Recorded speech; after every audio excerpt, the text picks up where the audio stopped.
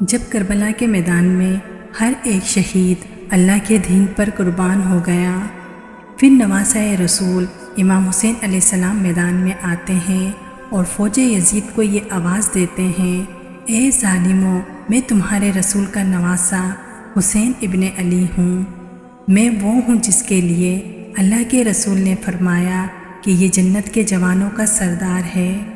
مجھے تو تم نے خط لکھ کے بلایا تھا، اور وہ یزید جو آج اللہ کے دین کو جھوٹا کہتا ہے، بس سونے کے چند سکوں کے لیے تم اپنے نبی کے نواسے کو قتل کرنے آئے ہو۔ تاریخ نے لکھا، فوج یزید میں ہلچل مچ گئی۔ اتنے میں شمر اور عمر بن سعد کہتے ہیں کہ حسین کے خطبے کو روکو، کہیں ایسا نہ ہو کہ فوج میں بغاوت پڑ جائے۔ بس اتنے میں امام حسین علیہ السلام پہ لوگ حملہ کرتے ہیں۔ مولا حسین اللہ اکبر کہہ کے جیسے ہی میدان میں آتے ہیں تو مشرق کی فوج مغرب اور مغرب کی فوج مشرق دوڑنے لگتی ہے۔ تاریخ نے لکھا، فوج یزید میں ایسا قرام مچتا ہے کہ ان کے سپاہی کوفے تک جا پہنچتے ہیں۔ عمر بن سعد کہتا ہے، یہ علی کا شہر ہے، اس کو مات دینا مشکل ہے۔ شمر جاؤ، ان کے خیمے کو آگ لگاؤ۔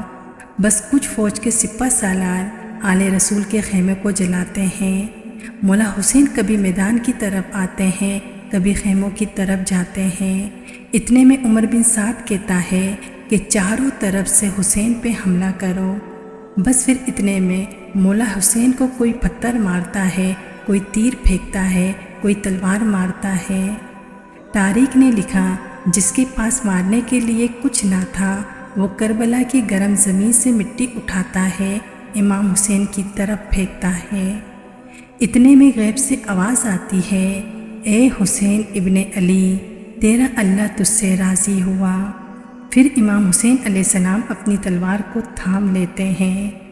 تاریخ نے لکھا، آپ کے جسم پر اتنے تیر تھے، آپ کے جسم کی کوئی جگہ زخم سے خالی نہ تھی۔ اتنے میں ایک ظالم آپ کے سر پہ بھوس مارتا ہے، آپ گھوڑے کی ریڑھ سے زمین کی طرف آتے ہیں اور اپنا سر سجدے میں رکھ دیتے ہیں اور مسلسل اللہ کا ذکر کرتے رہتے ہیں۔ فوج یزید کے کچھ ساتھی جیسے ہی مولا حسین کو سجدے میں دیکھتے ہیں، وہ چاہتے ہیں کہ مولا حسین کے سر کو کاٹ دیں، لیکن جو امام حسین کے سر کو کاٹنے کے لیے آتا تھا تو اسے امام حسین کے چہرے میں رسول اللہ کا چہرہ نظر آتا۔ اتنے میں شمر آ کر مولا حسین کے گلے پہ خنجر رکھتا ہے۔ امام حسین فرماتے ہیں، اے شمر، کیا تجھے پتہ نہیں میں کون ہوں؟ شمر کہتا ہے، ہاں مجھے معلوم ہے، تو فاطمہ بنت محمد کا بیٹا ہے۔ مولا حسین فرماتے ہیں، تو پھر بھی مجھے قتل کر رہا ہے۔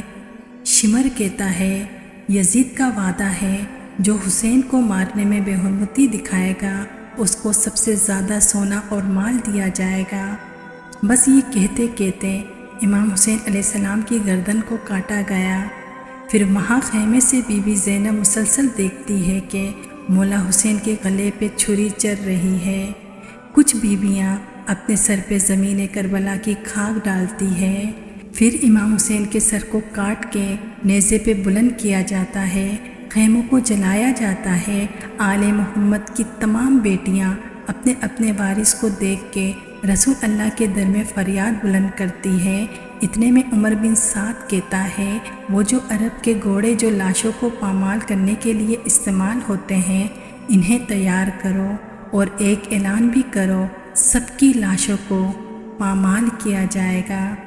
جیسے ہی سپاہی علی اکبر کی لاش کی طرف آتے ہیں، بی بی ام لیلہ کے قبیلے والے کہتے ہیں، ان کی ماں ہمارے قبیلے کی ہے، ہم ان کی لاش کو پامال کرنے نہیں دیں گے۔ جیسے ہی عباس کی لاش کے قریب آتے ہیں تو بی بی ام البنی کے قبیلے والے کہتے ہیں، عباس کی ماں ہمارے قبیلے کی ہے، ہم ان کی لاش کو پامال ہونے نہیں دیں گے۔ بس پھر کوئی جناب حر کی لاش لے گیا، کوئی جناب جون کی لاش لے گیا، کوئی حبیب ابن مذاہب کی لاش لے گیا، کوئی قاسم کی لاش لے گیا۔ تاریخ نے لکھا، کربلا کے گرم زمین پہ نواسہ رسول کی لاش لاوارثوں کی طرح پڑی رہی۔ اور مشرق کے گھوڑے مغرب کی طرف دوڑتے ہیں، مغرب کے گھوڑے مشرق کی طرف دوڑتے ہیں۔ بس پھر مولا حسین علیہ السلام کی لاش پامال ہونے لگتی ہے، امام حسین کا سینہ اور پشت ایک ساتھ ہونے لگتی ہے، مولا حسین کی پسلیاں ٹوٹنے لگتی ہے۔ فوج یزید جھوم کے کہتی ہے، آج ہم نے اولاد رسول سے بدر، خندق اور احد کا بدلہ لے لیا۔